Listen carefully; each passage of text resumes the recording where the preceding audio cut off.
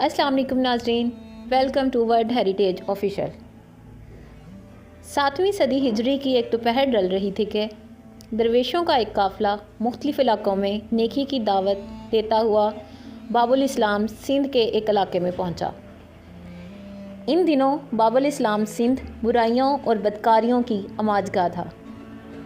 ہر طرف گناہوں کا دورہ تھا۔ اس علاقے میں خاص طور پر کفر و شرک اور فحاشی و بدکاری عام تھی۔ بعض علاقے تو ایسے تھے کہ جہاں مسلمانوں کی تعداد آٹے میں نمک کے برابر تھی۔ دینی معلومات نہ ہونے کے باعث لوگ زندگی کے ہر شعبے میں بے راہ روی کا شکار تھے۔ لوگوں کی اخلاقی حالت ابتر تھی، اسی وجہ سے جگہ جگہ برائی کے اڈے تھے۔ درویشوں کا یہ قافلہ ایک ایسے محل میں ٹھہرا جہاں ہر طرف چہل پہل تھی۔ شام ڈلتے ہی چراغ روشن ہونے لگے، شام نے رات کا لبادہ اڑا تو گانے بجنے لگے، عورتیں سرعام گناہ کی دعوت دینے لگیں، اوباش نوجوان گناہوں کے بھنور میں کھنچتے چلے جا رہے تھے۔ یاد الہی میں مگن درویش یہ دیکھ کر بہت پریشان ہوئے اور اپنے امیر قافلہ سے عرض کرنے لگے، حضور یہاں قیام کرنا ہمارے لیے مناسب نہیں، کہیں اور چلتے ہیں، یہ تو بہت بری جگہ ہے۔ امیر قافلہ نے فرمایا، ہم یہاں اپنی مرضی سے نہیں آئے بلکہ بھیجے گئے ہیں۔ امیر قافلہ کا جواب سن کر درویش مطمئن ہو گئے۔ جوں توں رات گزری، صبح گناہوں کا بازار سرد پڑ چکا تھا۔ اگلی رات درویش یہ دیکھ کر حیران رہ گئے کہ بازار میں کل جیسی رونق نہ تھی۔ دوسری طرف برائی کے اڈوں پر بھی اوس پڑ چکی تھی۔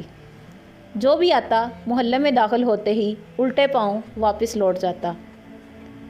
اب تو یہ معمول ہی بن گیا۔ بازار کی رونقیں ختم ہونے لگیں۔ ایک دن ساری عورتیں جمع ہوئیں اور کہنے لگیں، جس دن سے یہ درویش یہاں آئے ہیں ہمارا تو کاروبار ہی ٹھپ ہو گیا ہے، انہیں یہاں سے نکالو ورنہ ہم تو بھوکے مر جائیں گے۔ چنانچہ وہ ان درویشوں کے پاس آئیں اور کہا، بابا آپ صوفی لوگ ہیں، یہاں آپ کا کیا کام؟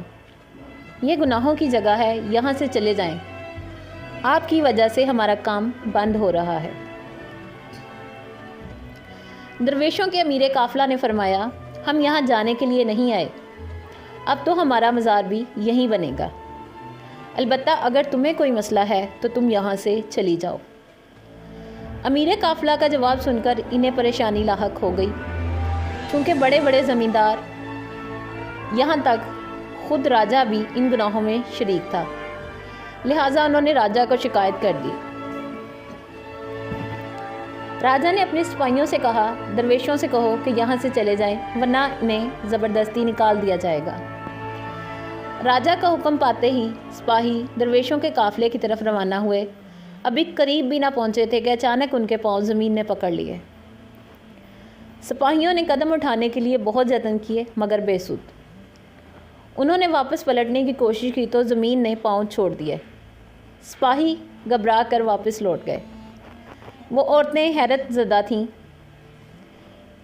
ان کے دل دنیا زیر و زبر ہو گئی اور وہ دلی طور پر اس بزرگ کے معتقد ہو چکی تھیں۔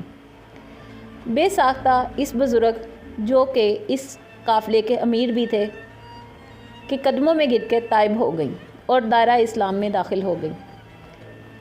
ان کی دیکھا دیکھی مرد بھی ان بزرگ کا دستے حق پرست پر تائب ہو کر دائرہ اسلام میں داخل ہو گئے۔ کیا آپ جانتے ہیں کہ یہ بلند و مرتبہ درویش کون تھے؟ جی ہاں، یہ کوئی اور نہیں بلکہ باب الاسلام سندھ کی پہچان حضرت لال شہباز قلندر سید محمد عثمان مروندی کاظمی حنفی قادری تھے، اور دوسرے درویش آپ رحمت اللہ علیہ کے مرید اور خادم تھے۔ آپ سیون شریف ضلع دادو باب الاسلام سندھ تشریف لا کر کفر و شرک کے گٹا ٹوپ اندھیروں میں بہکنے والوں کو اسلام کے پاکیزہ اصولوں سے روشناس کروایا۔ اس ظلمت کدے میں اسلام کی شمع روشن کی۔ آپ کی آمد باب الاسلام سندھ میں اسلام کی روشنی پھیلتی چلی گئی۔ لوگ آپ کی پرتاثیر دعوت پر جوک در جوک دائرہ اسلام میں داخل ہونے لگے اور اللہ عز و جل کے احکامات اور سرکار دو عالم صلی اللہ تعالیٰ علیہ وآلہ وسلم کی میٹھی میٹھی سنتوں کی روشنی میں زندگی بسر کرنے لگے۔ بات کریں گے حضرت لال شہباز قلندر کے بارے میں۔ حضرت لال شہباز قلندر محمد عثمان مروندی سادات کرام کے مذہبی گھرانے سے تعلق رکھتے تھے۔ آپ کی ولادت باسعادت مشہور قول کے مطابق 538 ہجری بمطابق 1143 عیسوی میں آذربائیجان کے قصبہ مروند میں ہوئی۔ اسی مناسبت سے آپ کو مروندی کہا جاتا ہے۔ آپ کا نام سید محمد عثمان ہے، جبکہ آپ اپنے لقب لال شہباز سے مشہور ہیں۔ اللہ نے آپ کو اس قدر حسن و جمال عطا فرمایا تھا کہ آپ کی پیشانی کے نور کے سامنے چاندنی بھی مات تھی۔ حضرت علامہ مولانا میر سید غلام علی آزاد بلگرامی فرماتے ہیں، آپ کا سلسلہ نسب 13 واسطوں سے حضرت سیدنا امام جعفر صادق تک پہنچتا ہے۔ آپ رحمۃ اللہ علیہ کا سلسلہ نسب یوں ہے: سید عثمان مروندی بن سید کبیر بن سید شمس الدین بن سید نور شاہ بن سید محمود شاہ بن سید احمد شاہ بن سید ہادی بن سید مہدی بن سید منتخب بن سید غالب بن سید منصور بن سید اسماعیل بن سیدنا امام محمد جعفر صادق۔ قلندر کہنے کی وجہ: آپ رحمۃ اللہ علیہ تعالیٰ سلسلہ قلندریہ سے بھی تعلق رکھتے تھے، اس لیے آپ کو قلندر کہا جاتا ہے۔ برِ صغیر میں سلسلہ قلندریہ حضرت شاہ خضر رومی سے شہرت پائی۔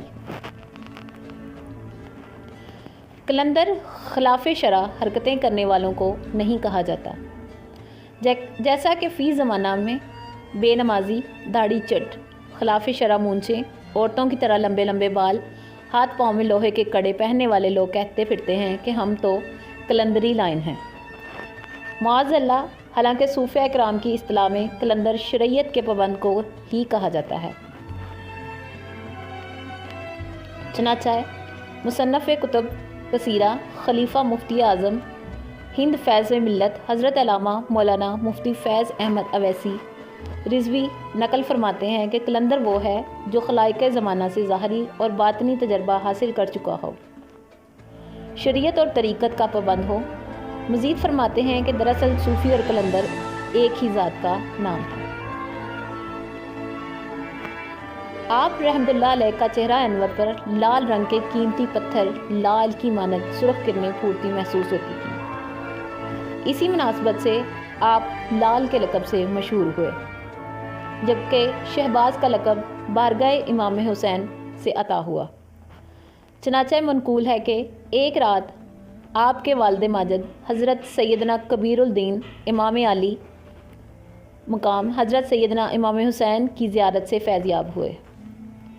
سیدنا امام حسین ارشاد فرمایا، ہم تمہیں وہ شہباز عطا کرتے ہیں جو ہمارے نانا جان رحمت عالمین سے عطا ہوا ہے۔ اسی بشارت کے بعد حضرت لال شہباز قلندر کی ولادت ہوئی اور آپ ولایت کے اعلیٰ مراتب پر فائز ہو گئے۔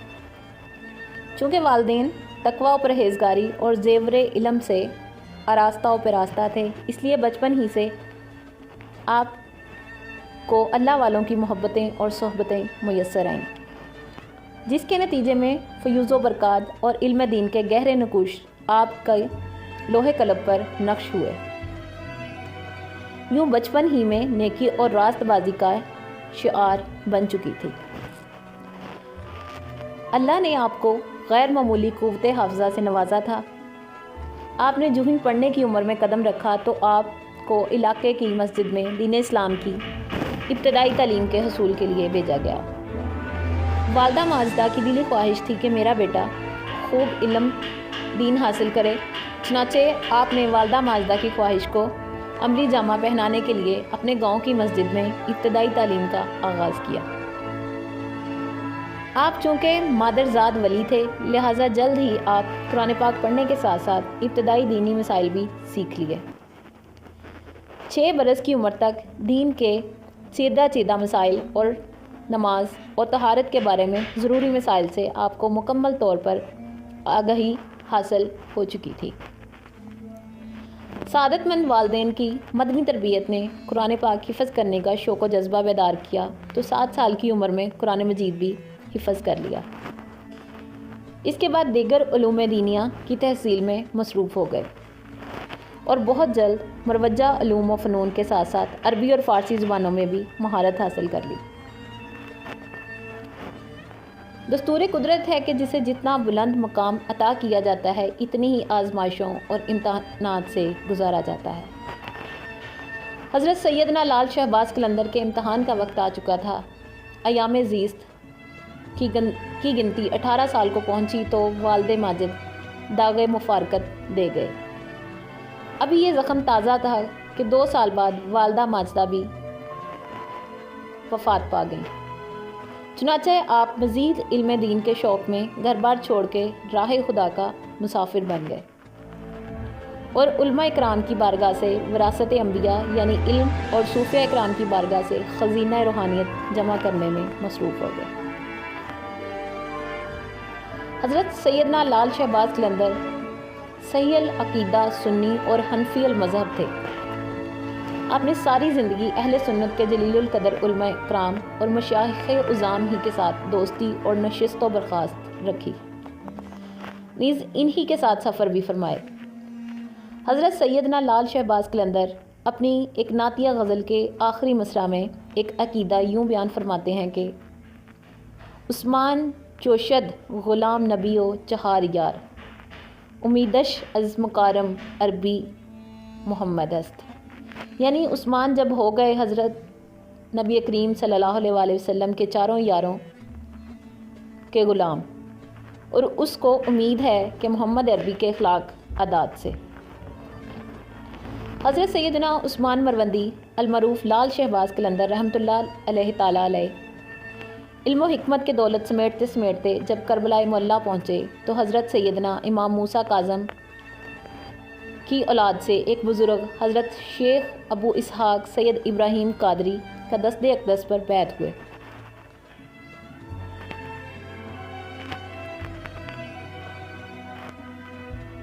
اور تقریباً 12 ماہ تک پیر و مرشد کے زیر سایہ سلوک کی منزلیں طے فرماتے رہے۔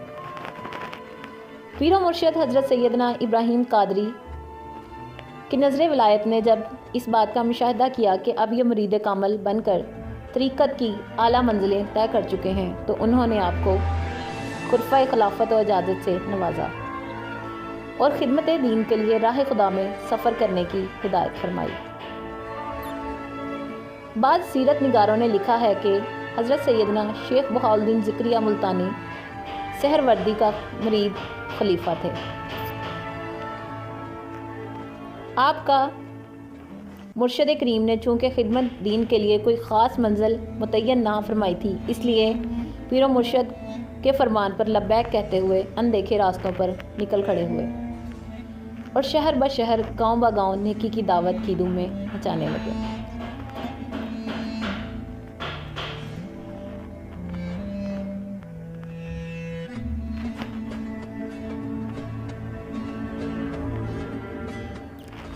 آپ نے مختلف مزارات پر حاضری فرمائی۔ حضرت سیدنا لال شہباز قلندر طریقت کی منازل طے کرنے میں مصروف تھے اور اس دوران اپنے اپنے وقت کے برگزیدہ اولیاء کرام سے روحانی فیض حاصل کرنے کے لیے ان کے مزارات پر حاضری دیتے رہے۔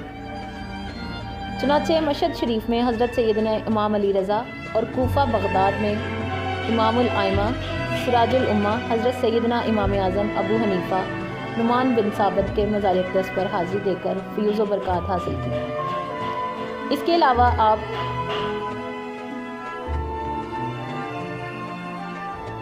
حضور غوث اعظم محی الدین سید ابو محمد عبد القادر جیلانی کے مزار پر بھی حاضر ہوئے۔ آپ نے سفر حج اور فکر مدینہ بھی اپنے دل میں جگہ دی۔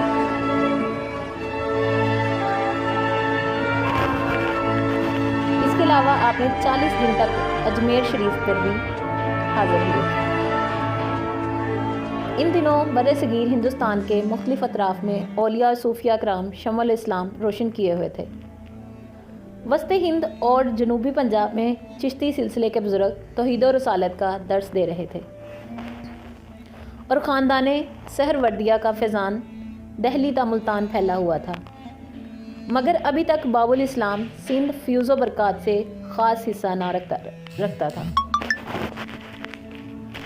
جب حضرت سیدنا لال شہباز قلندر پانی پت میں حضرت سید بو علی قلندر کا پاس پہنچے تو انہوں نے باب الاسلام سندھ کو نوازنے کی استدعا کی اور فرمایا، ان میں 300 قلندر ہیں، بہتر ہوگا کہ آپ سندھ تشریف لے جائیں۔